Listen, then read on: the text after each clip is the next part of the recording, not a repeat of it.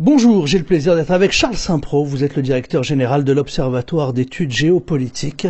Merci de m'accueillir dans votre bureau, Charles Saint-Pro, pour parler de ce sujet qui interpelle de nombreux Français, qui découvrent, pourtant on en a parlé, on essaye de faire de la pédagogie, mais on a le sentiment que ça passe pas dans l'opinion publique française, cette histoire du Sahara marocain, et qui semble découvrir maintenant en voyant dans certains journaux risque de guerre entre l'Algérie et le Maroc, et les gens ne comprennent absolument pas ce qui se passe. Alors on va revenir sur ces grands éléments.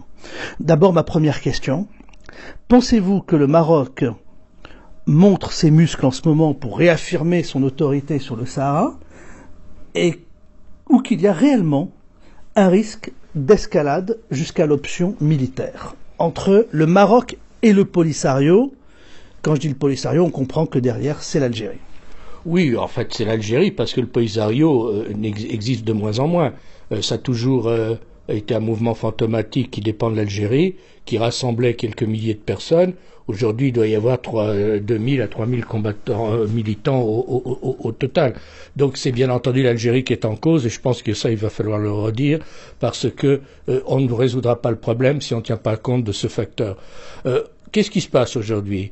En 91, le Maroc a accepté la création d'une zone tampon entre l'Algérie, la Mauritanie et lui.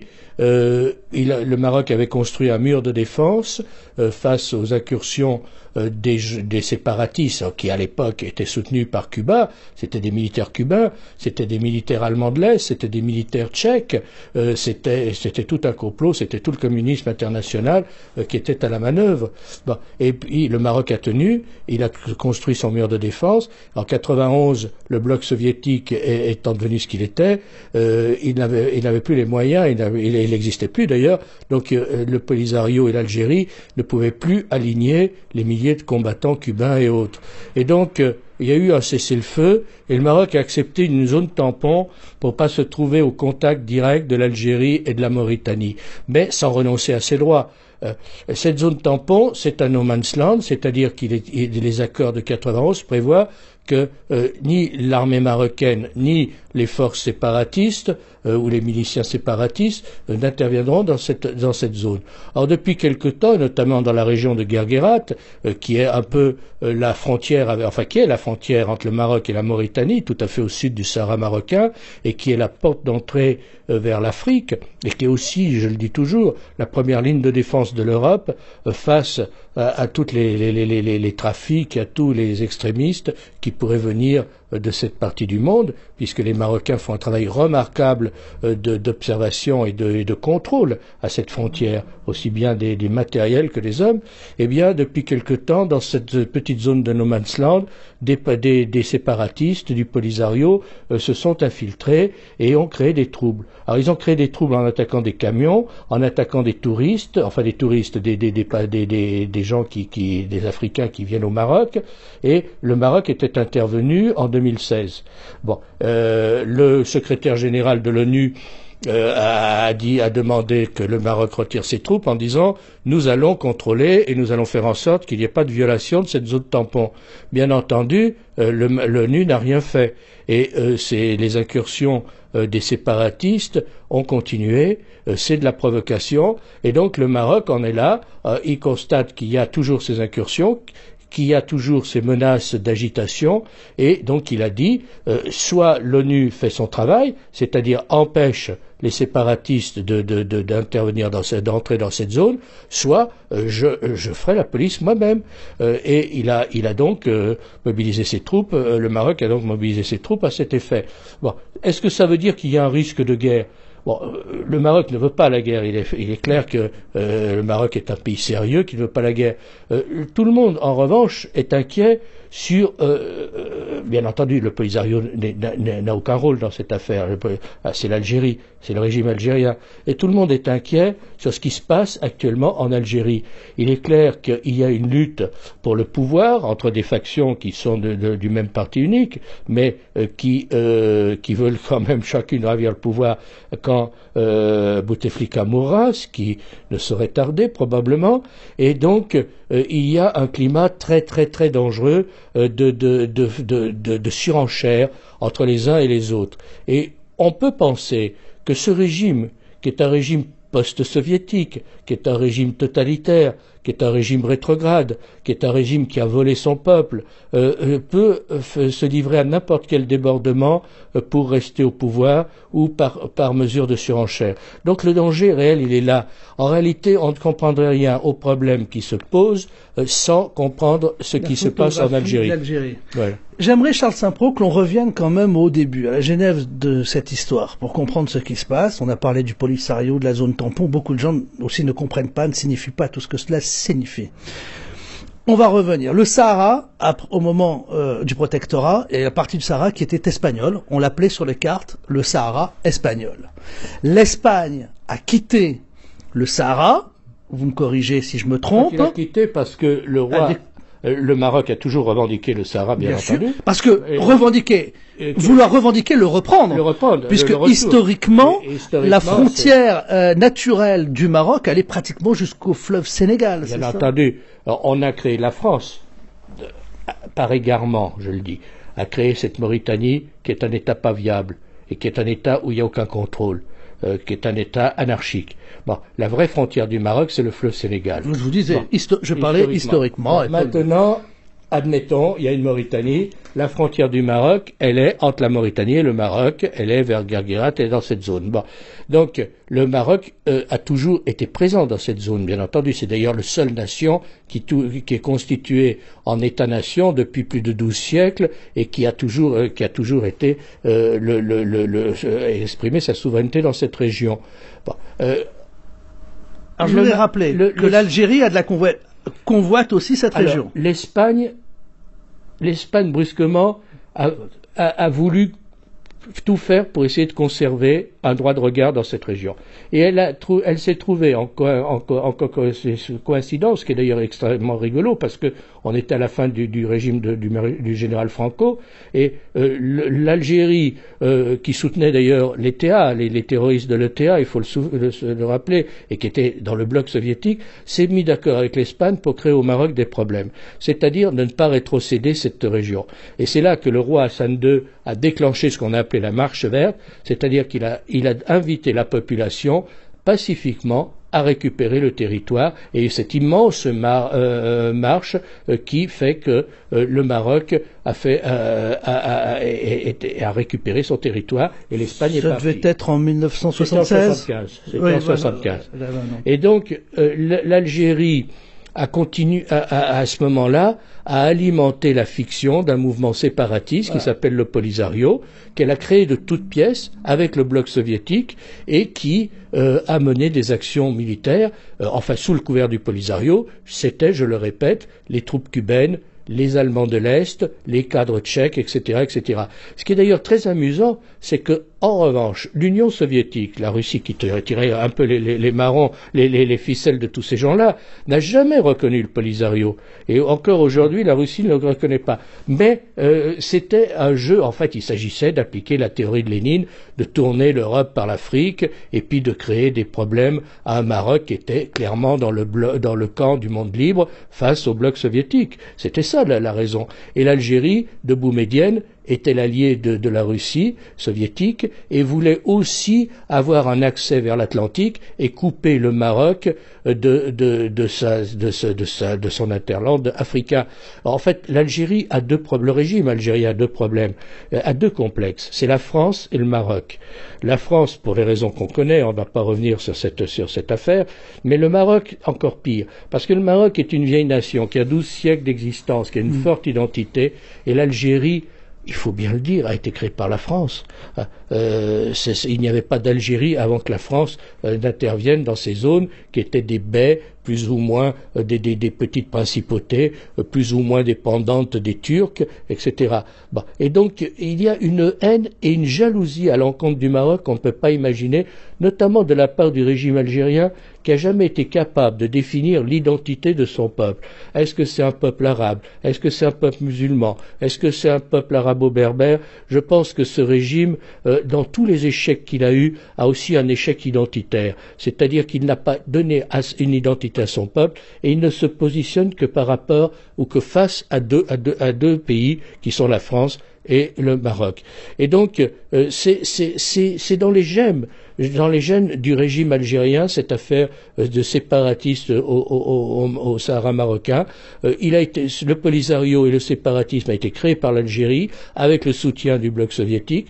Quand le bloc soviétique s'est effondré, le régime algérien a continué à faire marcher un peu comme le lapin du Racel. C'est sans fin.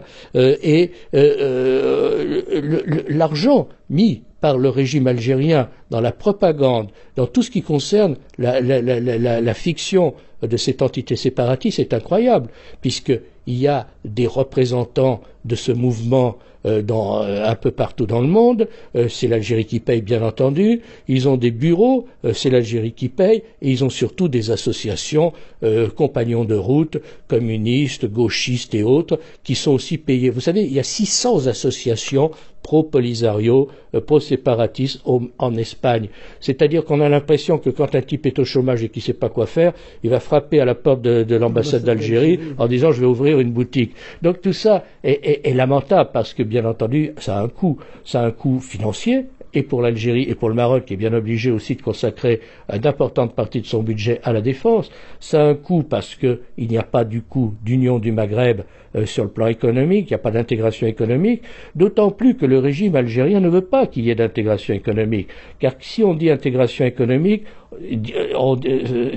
ça veut dire qu'il y a liberté de commerce, qu'il y a transparence. Or, ce régime est un régime prédateur qui vole à longueur de temps son peuple. Vous savez, en Algérie, il y a un général pour le pétrole, un général pour le sucre, un général pour les carottes, un général... Bon, et tous ces gens-là touchent des bakchiches, bien entendu. Donc, ils ne veulent pas que ça change. Je pense qu'il faut bien voir une chose, c'est qu'on a un régime qui est un régime prédateur, qui ne veut que rien change. Et pour que rien ne change, il continue à maintenir cette fiction du séparatisme contre le Sahara marocain, avec quelques complicités qui sont de moins en moins nombreuses, parce que il y a eu une époque où tout le bloc communiste aidant, plusieurs dizaines de pays avaient reconnu l'entité séparatiste. Aujourd'hui, il y en a 25 dans des pays aussi peu recommandables que la Corée du Nord, que le Venezuela, que le Zimbabwe, que Cuba. En fait, c'est toute l'arrière-garde des monstruosités du communisme qui soutient encore cette affaire. Et c'est pour ça que la communauté internationale a une grande responsabilité de ne pas taper de poing sur la table et de ne pas dire à l'Algérie que ça suffit. Alors, pour expliquer donc encore, cette zone, le Sahara, convoitée par l'Algérie, plutôt que l'Algérie y aille directement et tente d'envoyer son armée ou ses troupes, elle a créé ce mouvement indépendantiste, baptisé le Polisario, séparatiste, comme vous nous l'avez expliqué, donc entièrement financé par l'Algérie. Mais vient de se passer quelque chose. C'est que l'Algérie vient pratiquement de reconnaître, alors qu'avant l'Algérie faisait semblant, je dis bien semblant, de ne pas avoir trop de liens avec le Polisario, l'Algérie vient pratiquement de reconnaître ses liens avec le Polisario. Et le roi Mohamed VI du Maroc vient aussi de taper sur la table très fermement en disant que finalement c'est l'Algérie qui finance le Polisario, c'est l'Algérie qui arme le Polisario. On a l'impression que le jeu de dupes là de l'Algérie est en train de s'effacer, c'est carrément Maroc contre Algérie que l'on discute. Oui, parce que la fiction séparatiste, c'est dégonflé. Voilà, c'est ce que je voulais... C'est le sens de ma question, Charles. C'est totalement dégonflé parce que les séparatistes, d'abord, il y a beaucoup de gens qui fuient les camps de Tindouf où quelques milliers de pauvres originaires de ces territoires avaient été parqués par les Algériens. Les militants eux-mêmes n'y croient plus beaucoup. D'abord, beaucoup ont vieilli et les jeunes ne sont pas prêts à se lancer dans cette affaire. Donc, l'Algérie est obligée de monter au créneau. Et c'est clair qu'aujourd'hui, comme toujours, il y a toujours eu une confrontation algéro-marocaine. Et je pense que la duperie, et ça on le constate encore dans le dernier rapport du secrétaire général des Nations Unies chaque année, le secrétaire général des Nations Unies, qui a un envoyé spécial pour le Sahara marocain. Actuellement, c'est M. Koller, qui est l'ancien président allemand, qui chaque année il fait un rapport qui est soumis au Conseil de sécurité et qui qui vote une résolution, qui suit ou pas ce rapport d'ailleurs. Et on voit dans ce dernier rapport que M. Guterres, qui est pourtant un homme éclairé plus que son prédécesseur, fait de la haute voltige et de l'équilibrisme, c'est-à-dire qu'il ménage la chèvre et le chou. Je pense que c'est très malsain. C'est très malsain, et lorsque M. Guterres invite l'Algérie à s'investir davantage ça veut dire que, bien entendu, il faut négocier, enfin, c'est un problème algéro-marocain, mais il ne le dit pas clairement, et il laisse quand même à l'Algérie une possibilité de dire, ah, mais nous, on n'est pas concernés. Je pense que tout cela est très mauvais, et je pense qu'il est temps que les puissances, parce que l'ONU, les Nations Unies, ce n'est pas M. Koller, l'envoyé spécial du secrétaire général pour le Sahara marocain. Ce n'est pas le secrétaire général qui n'est l'ONU, c'est d'abord les 5 membres permanents. C'est d'abord les nations, c'est les États. Et les 5 membres permanents. Et c'est le Conseil de sécurité, et c'est les 5 membres permanents. Aucun de ces 5 membres permanents, je le précise, je le redis, ne reconnaît l'entité séparatiste. Et tout le monde, in fine... Même la Chine? Bien entendu, même la Russie? bien entendu, parce qu'ils ont aussi des problèmes de séparatisme. Et donc ils savent très bien le danger qu'il y aurait. Donc ni la Russie ni la Chine ne veulent entendre parler de séparatisme. Et ni la France. Alors la France a toujours soutenu le Maroc, et j'espère qu'elle continuera à le soutenir. Historiquement, mais ce que je veux dire, même si la France se mettait à prononcer ce mot, que diraient nos amis bretons et corses? Bien entendu. Et donc tout le monde sait que c'est une duperie. Tout le monde sait que c'est un vieux conflit artificiel créé par l'Algérie et qui n'a plus aucun sens. Donc je pense que, nonobstant ce rapport du Conseil du secrétaire général, qui est nègre blanc, qui est de l'équilibrisme et qui ne permet pas. Et alors il dit le conflit du Sahara n'a que trop duré, il faut y mettre un terme. Alors, tout le monde est d'accord. Il enfante une porte ouverte. Mais maintenant, c'est aux grandes puissances, c'est aux puissances de prendre leurs responsabilités. C'est-à-dire les États-Unis, la France, la Grande-Bretagne, la Russie et la Chine. Il est temps de dire ça suffit, il faut une solution. D'autant que cette solution existe. Le Maroc a proposé un plan de sortie de crise, qui est un plan d'autonomie. Il garde bien entendu le contrôle militaire du territoire, mais il accorde à ces régions, qui sont assez particulières, puisque c'est le Sahara, une large autonomie. Je crois que l'intelligence et la sagesse voudraient que l'on se précipite sur le plan marocain pour mettre un terme à un conflit qui n'a que trop duré. Toute cette région sahélo-saharienne est aujourd'hui en ébullition.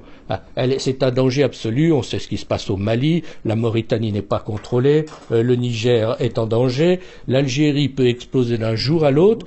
Donc on n'a quand même pas besoin de ce conflit artificiel, stupide, qui menace la stabilité de la région et qui menace aussi la stabilité de l'Europe. Il faut des pays européens, il faut bien être clair. Donc je pense qu'il serait temps de dire que cette affaire doit cesser et d'adopter le plan d'autonomie marocain pour mettre un terme à un conflit qui, je le répète, est un conflit artificiel et un résidu de la guerre froide. Alors Charles Saint-Pro, vous êtes le directeur de l'Observatoire d'études géopolitiques et on parle évidemment de ce conflit dont on parle beaucoup depuis quelques jours entre le Maroc et l'Algérie. Vous avez notamment récemment publié un mémento de la question du Sahara marocain avec d'autres experts, notamment Christophe Boutin et Jean-Yves Decara. Charles Saint-Pro. En 4 langues en plus, pratique. Il est en anglais, en espagnol, en arabe et en français. Et on vient de le présenter au Parlement européen. Voilà. La presse marocaine, Charles Saint-Pro, va jusqu'à écrire: la guerre n'a jamais été l'option privilégiée du Maroc pour régler ses différends, mais aujourd'hui, force est de constater que la situation semble ne laisser au Royaume que le choix d'une position offensive, ressentie dans les déclarations de ses officiels. Ça va loin. Oui, alors il faut toujours se méfier de ce qu'écrit la presse, voilà. Et puis la presse marocaine est très patriotique, donc elle en rajoute peut-être un peu. Le Maroc, je le redis, c'est une vieille nation, et il a la sagesse des vieilles nations. C'est qu'il sait très bien que on ne résout pas les problèmes par une guerre, que les guerres défensives sont toujours justifiées, bien entendu, mais que ce n'est jamais la meilleure solution pour résoudre des problèmes. Le Maroc, d'ailleurs, a proposé, je le répète, ce plan d'autonomie, le seul plan aujourd'hui de paix sur la table, c'est le plan marocain. Hein, il existe. Donc le Maroc voudrait privilégier la solution diplomatique, mais il ne peut que constater qu'il y a de la part de la partie algérienne, puisque je ne dis pas qu'il y ait de partis séparatistes, ils n'existent pas, ce sont quelques dizaines de cadres qui sont tous des agents de la sécurité militaire algérienne et quelques centaines de pauvres combattants qui ne savent pas pourquoi ils combattent d'ailleurs et d'ailleurs qui combattent rien. Bon, donc c'est l'Algérie qui est en cause. Eh bien, le Maroc voudrait tout à fait mettre un terme à cette affaire parce que ça envenime les relations entre les deux pays. On sait que des événements comme ce qui s'est passé à Hoceima ou dans certaines petites villes qui ont des problèmes économiques graves au Maroc, ont été attisés par des agents algériens. Il y a une déstabilisation constante, une volonté de déstabilisation constante du régime algérien contre le Maroc. On a l'impression que ce régime, qui a tant de problèmes à l'intérieur, qui est quand même au bord de la faillite, avec un pétrole à $40, alors qu'il lui faudrait un pétrole à $120 pour boucler ses fins de mois. Ce régime qui est moribond n'a qu'une obsession, c'est d'embêter le Maroc, et ça devient parfaitement ridicule. En conclusion, ce qui m'inquiète le plus dans votre analyse, Charles Saint-Preux, vous dites évidemment, il ne faut pas avoir peur du Maroc, qui est une nation responsable.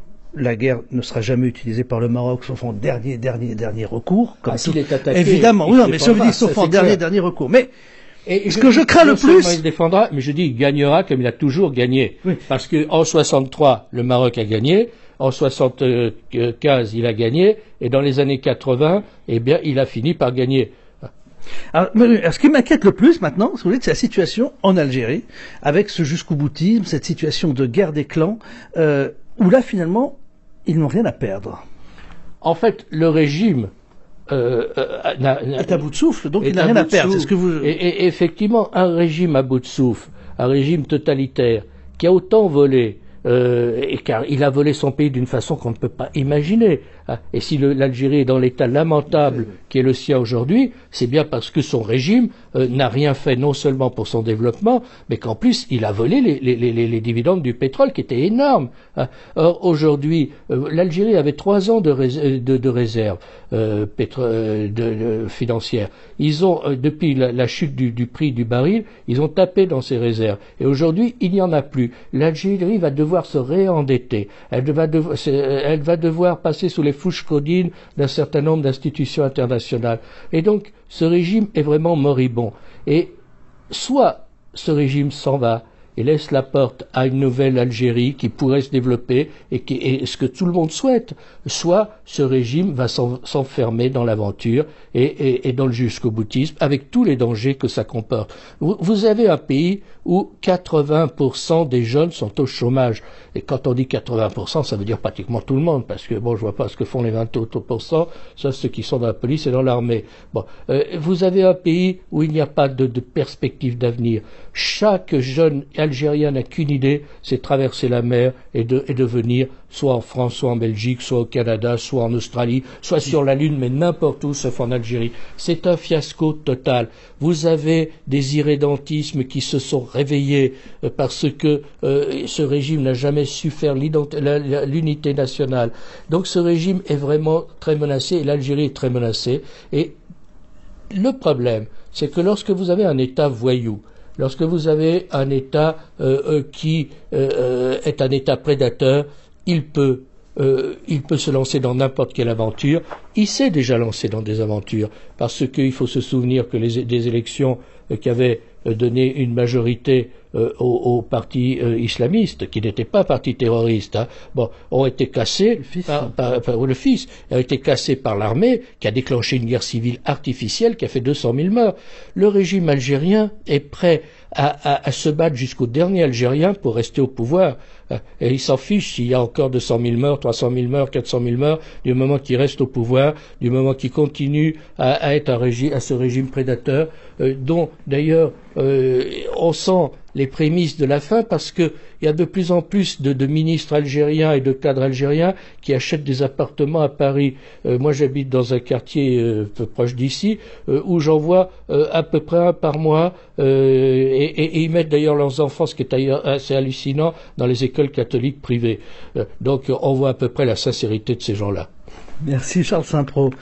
Et voilà, vous êtes incontestablement celui qui connaît le mieux le monde arabe. Vous avez travaillé avec Yasser Arafat, dont vous avez été le conseiller.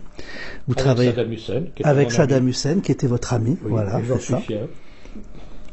Avec d'autres chefs d'État, hein, vous êtes en contact même régulier en Égypte, au Maroc, d'autres.